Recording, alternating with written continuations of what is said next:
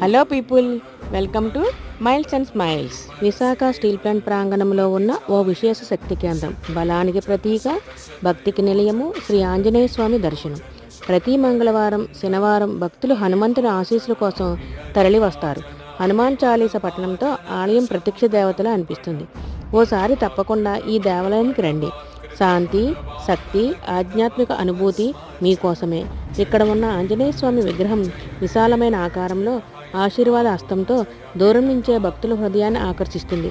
దేవాలయ ప్రాంగణం శుభ్రంగా, విశాలంగా ఉండి ప్రతి ఒక్కరిని ఆహ్వానిస్తుంది.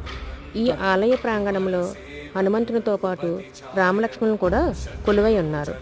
ఈ టెంపుల్ చూడడానికి ఎంతో ఆహ్లాదకరంగా ఉంటుంది.